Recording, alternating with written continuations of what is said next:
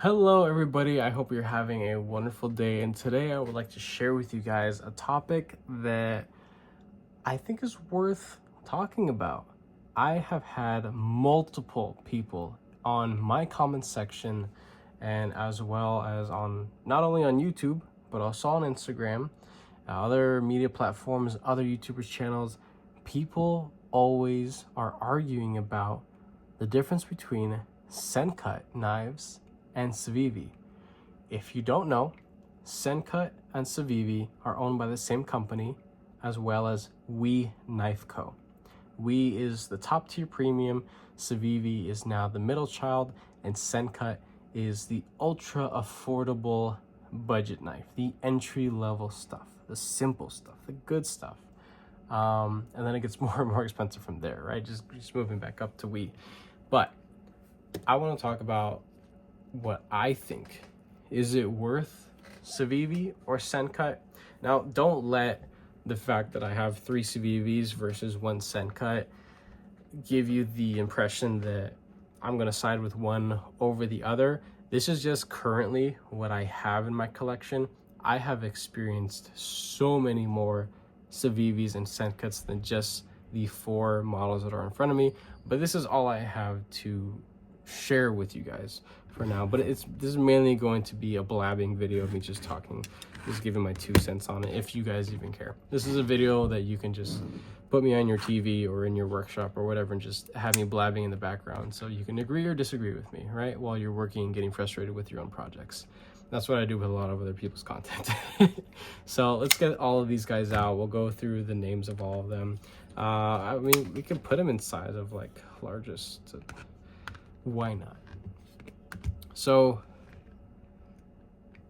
yeah, we'll do it something like that. So again, I have experienced many more items, many more designs within the 3 different brands, but we're gonna stick to just because I don't even own any Wiis anymore, because I've never really fallen in love with the Wii enough to keep it and not sell it off just for some quick money.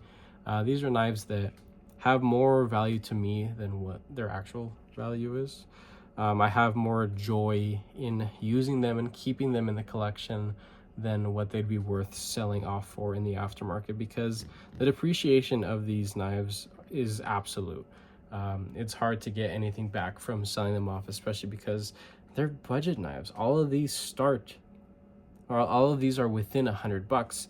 Besides this one, there's an upgrade to that one, but we're just gonna look at it as if it had its standard G10 scales. This is what it came with originally. Just some. There you go. That works. Up here is the Civivi Vexillum.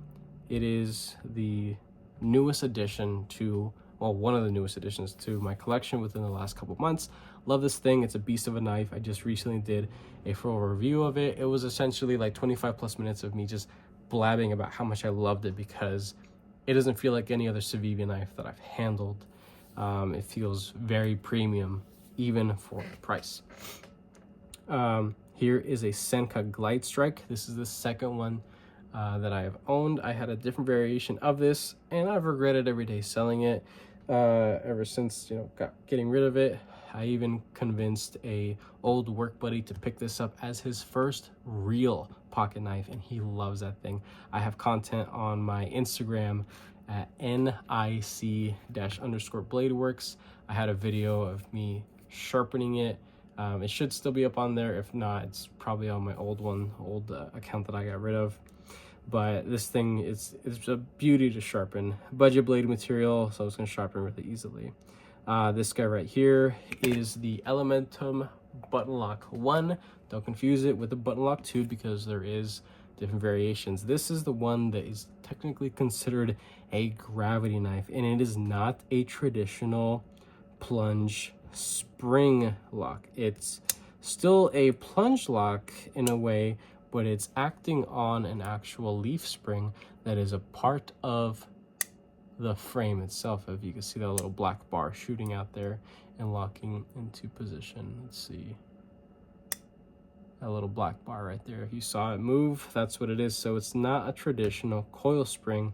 So the tension and the effort required to depress that button is substantially more satisfying than a typical spring lock, right? Coil spring lock. And then the last, but most definitely not least, is one that I use for size comparison because it's just such a popular knife and it's taken the budget world by storm pretty much. And Civivi is still pumping out new models of this. There's ones with Lexan, Ultim, there's Micarta, there's plenty of G10 ones, different blade material options. There are two different Damascus versions. There's satin and PVD coated Nitro V.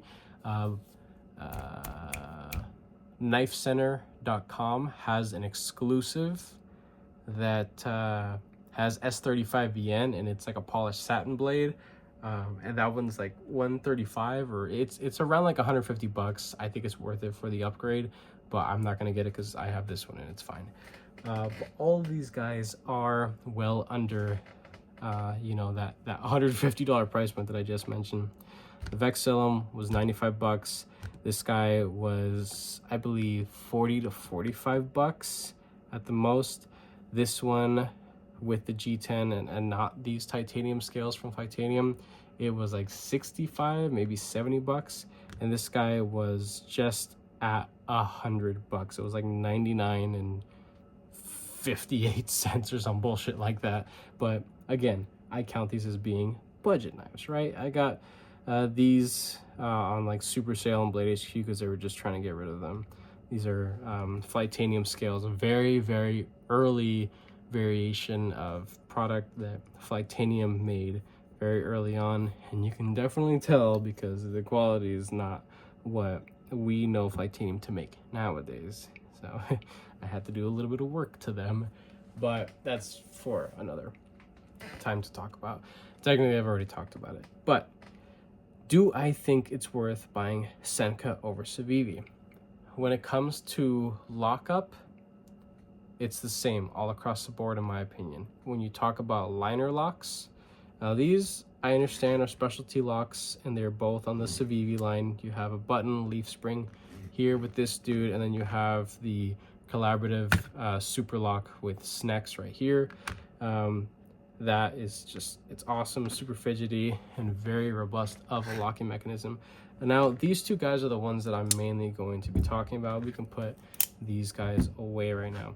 These are both large, lengthy, harder use powerhouse slicer knives. This one is girthier, thicker behind the edge, but not by much. While the Senka Glide Strike has a slightly lower tip. They're both broad, very pokey, stabby.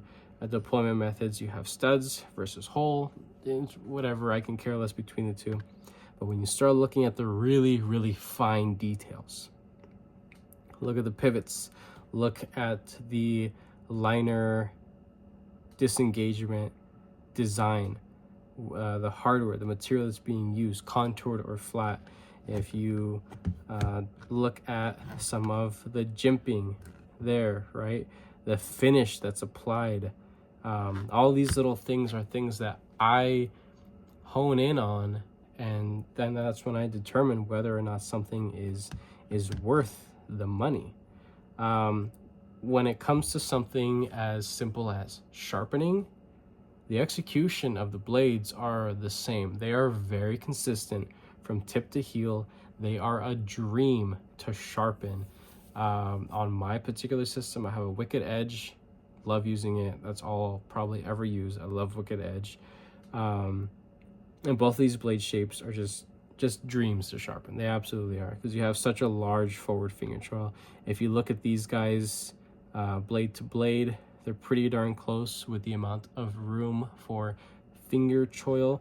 But another thing I wanted to bring your guys' attention to is that this has a locking pivot. This has a captured pivot to maintain the C for Civivi in this position forever and always, as long as everything's screwed down and properly lined up, of course, before you go and tighten down the pivot.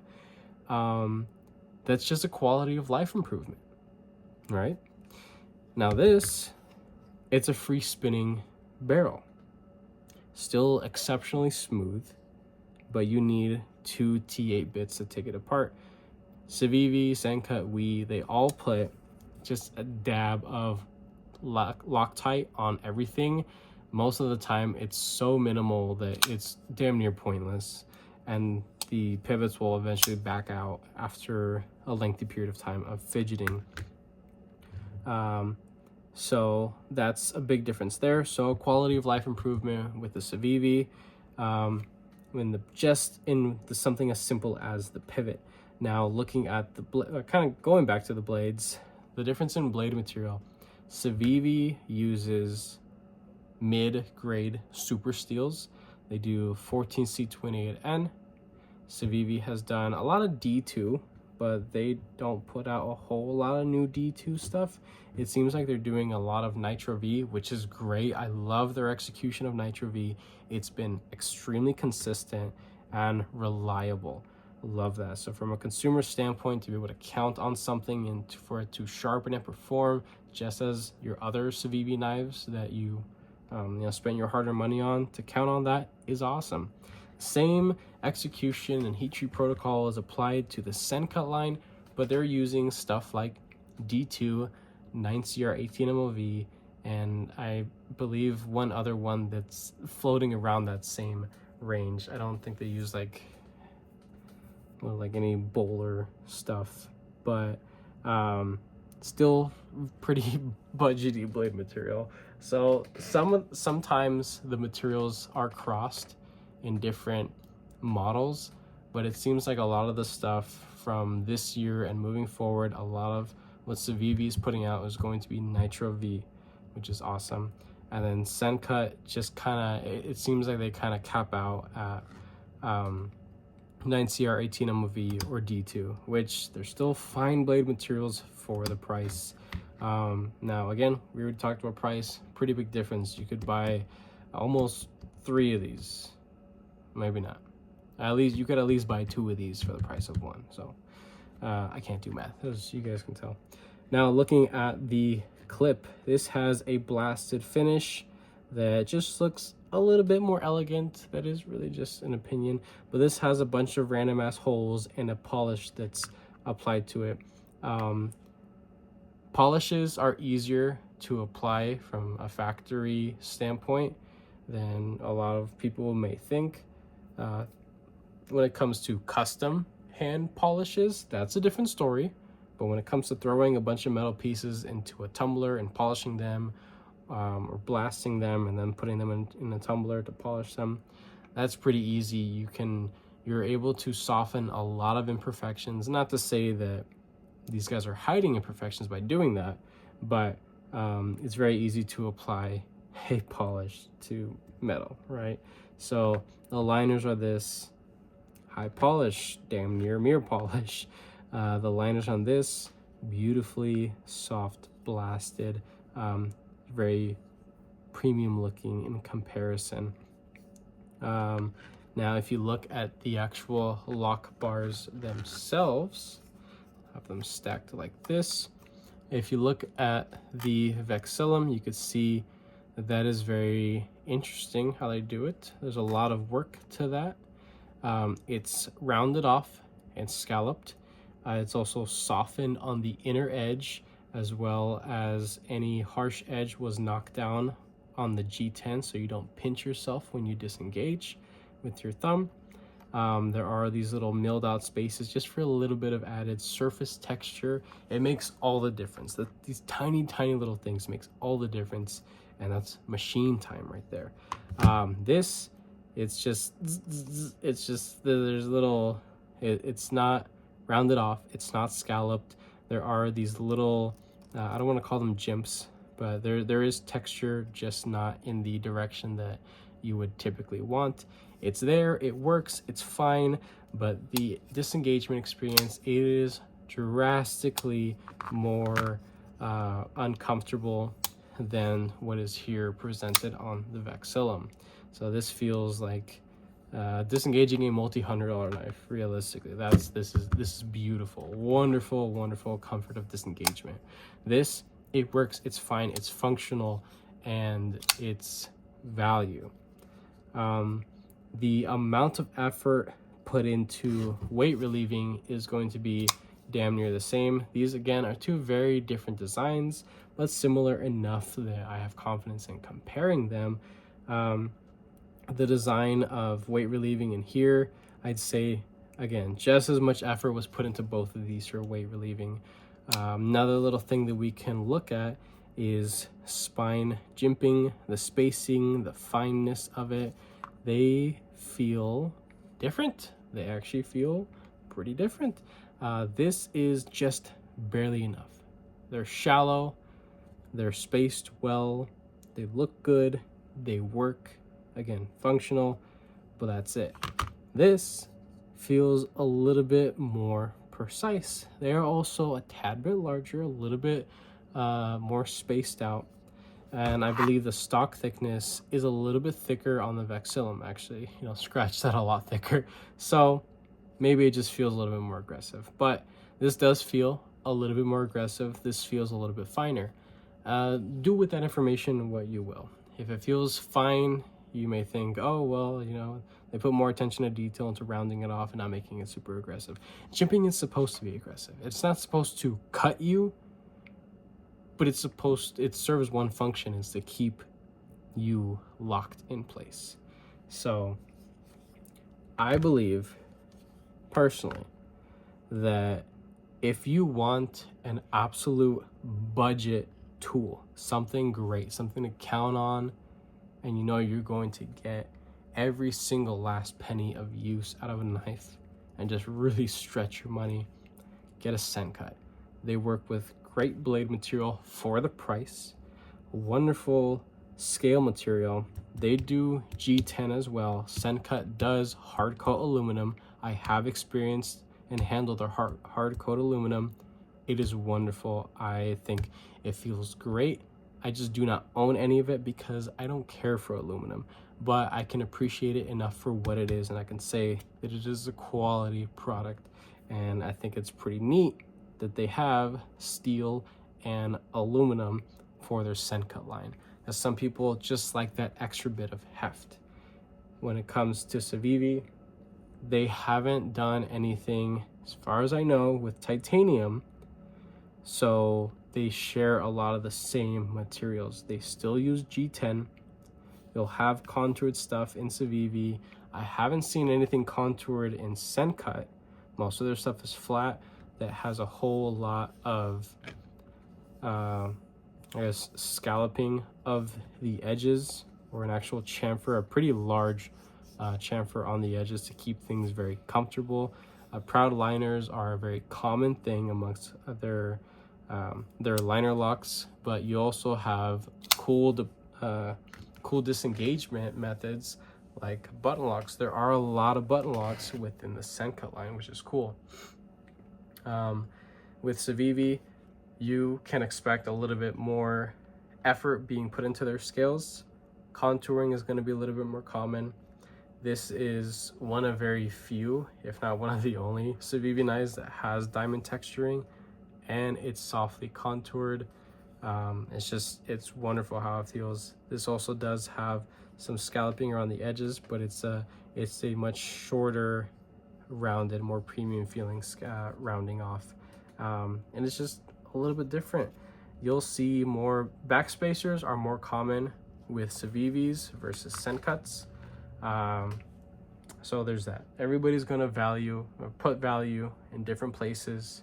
I think if you want an absolute dollar for dollar genuine value knife that's good, that you can count on, get a Scent Cut. It's awesome. It's an awesome gift knife, a gift brand. Also to have in your own personal collection, just to use as beater knives. This is an ultimate slicer for me. This is my powerhouse slicer, and it's in 9CR 18 MOV blade material. I have a Manix 2 right here that is also a powerhouse slicer, but realistically, I'm gonna reach for this guy before I get to this, because I'll be honest with you guys, while this Manix 2 lightweight with fancy Rex 45 and DLC and USA production and the ball lock and all that kind of stuff, while this is awesome and I love it, I would much rather sharpen this than sharpen that. That's just me. I love sharpening, I do, and I like sharpening the hard stuff as well. But for actual use, this thing is king right here. And Civivis, they're pretty sweet too.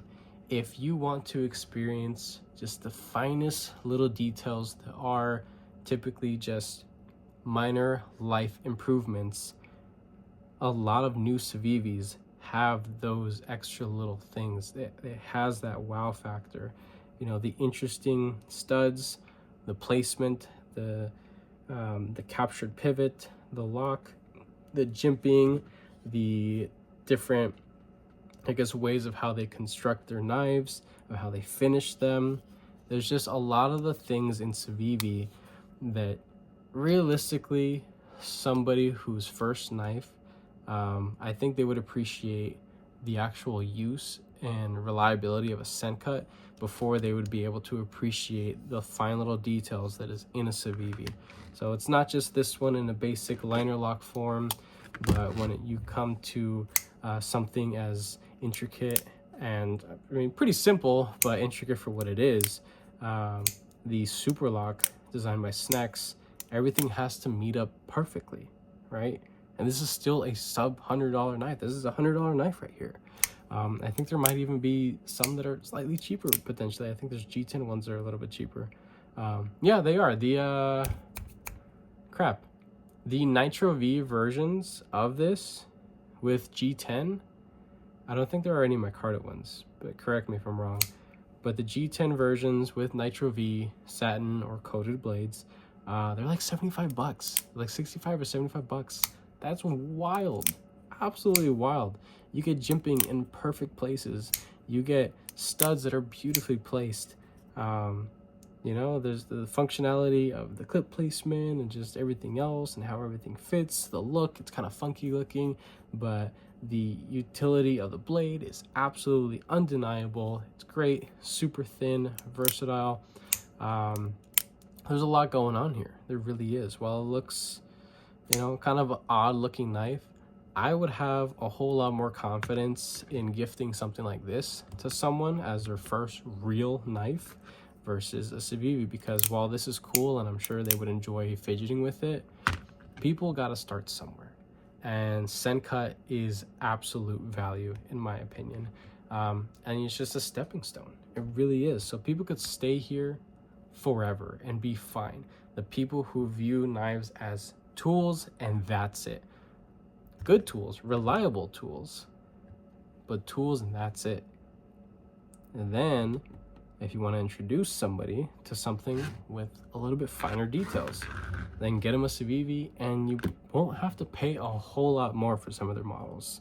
So while this guy is like $40-$45, the cheapest version of this is like $65-$70. Or this one right here with the regular G10 scales, I've seen it as low as like $55. There's G10 scales and micarta, if you know that's something that somebody you're gifting this to would be interested in. So there's that. I do love scent cuts. This is just the only one that I have in my collection, because a lot of scent cuts are those types of knives where you just look at them and you're like, yeah, that looks like it's going to be a pretty good knife. There's no reason for me to spend my hard-earned money to get it. I'd rather have all the content creators that get all their shit for free. I'd rather watch their stuff and come to the same conclusion that, yeah, they think it's also a pretty good knife. For the type of people that just look at this as a simple, reliable value cutting tool. That's what this is. This is awesome. I love it. I will always and forever recommend, unless like they go to absolute shit, the company. But I will always recommend scent cuts to people because it's absolute value. And it doesn't have to be this crazy wacky looking thing, right? It doesn't have to be this giant monster of a blade. They have much more subdued, simple, classic designs. Civivi is something for the enthusiast. Civivi was one of the first like overseas like budget brands that I got to experience and got to see the different things, the little things that all these YouTuber dudes are always bitching about and complaining. And now I'm there.